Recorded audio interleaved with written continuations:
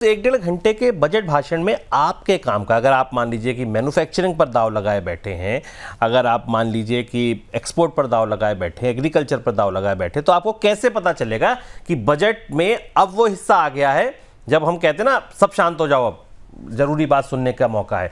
आपके लिए वो जरूरी बात सुनने का मौका, सबको शांत कराने का मौका कब आएगा, ये अंशुमान जी से और पूछ लेते। सर, बजट के भाषण के दौरान किस किस हिस्से पर कब कब हम लोग पहुंचते हैं, इस पर अगर आपको एक रेडी रखना दे दें जो लोगों को सुनने के काम आ जाए। ये ग्राफिक आप अपनी मेज पर रखिएगा, अपने सामने लगा कर रखिएगा और ध्यान से लगा लीजिएगा इसे, क्योंकि हम आपको टाइमिंग बता रहे हैं कि कब वित्त मंत्री क्या बोलेंगे और उसके बाद बाजार कैसे रिएक्ट करेगा, कौन से, क्योंकि स्टॉक्स के सेक्टर में कैसे रिएक्ट करेंगे इस पर हमने लगातार शुभम चर्चा कर ली है 5 दिनों में और आपको बता दिया है। पहले 10 मिनट में राजकोषीय घाटा बताया जाएगा, 4% से उससे कम हुआ तो बाजार के लिए पॉजिटिव है, अगर 4.5 से ऊपर गया या परिस्थितियों के अनुसार कुछ कहा गया तो फिर ये बाजार को परेशान करेगा। 15 से 25 मिनट पर कैपेक्स का नंबर आएगा। इस बार के बजट में मैन्युफैक्चरिंग, एक्सपोर्ट जो भी आप सोच रहे हैं उसके लिए ये नंबर सबसे महत्वपूर्ण है। ये 15 से 25 मिनट पर आएगा। 12 लाख करोड़ से ऊपर ताली बजाएगा बाजार, 11 लाख करोड़ पर बाजार निराश होगा।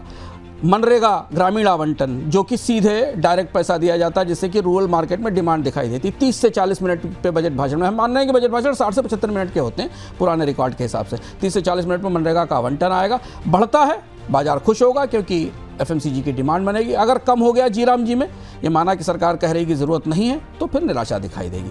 45 से 55 मिनट पर टैक्सेस आ जाएंगे, जहां पर कस्टम ड्यूटीज़ पे ध्यान रखना जरूरी है कि कस्टम ड्यूटीज़ में कुछ बड़े बदलाव हो सकते हैं।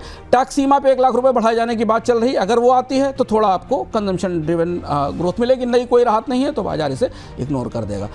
और जो बजट का सबसे बड़ा मास्टर स्ट्रोक जिसकी संभावना है, बैंकों का रिकैप। अगर बैंकों की रिकैप की कोई घोषणा होती है और डिसइन्वेस्टमेंट की कोई बड़ी घोषणा होती है, बैंकों में विदेशी निवेश की सीमा बढ़ाए जाने की घोषणा होती है, बैंकों के मर्जर विलय की घोषणा होती है, या सरकार कोई अतिरिक्त राजस्व के लिए डिजिटल ट्रांजैक्शन पर किसी छोटे मोटे टैक्स की घोषणा करती है, तो यहाँ तक आते बाजार इस पर रिएक्ट करेगा। तो ये है वो तस्वीर जिसकी रोशनी में आप कल अपना बजट सुनिए, ये उस समय ध्यान दे सकें जब ये आ रहा है। और बाकी हमारे लाइव शो में हम पॉइंट आउट करते जाएंगे आपको कि देखिए ये वो वाली घोषणा आ गई जिसका आप इंतजार कर रहे थे।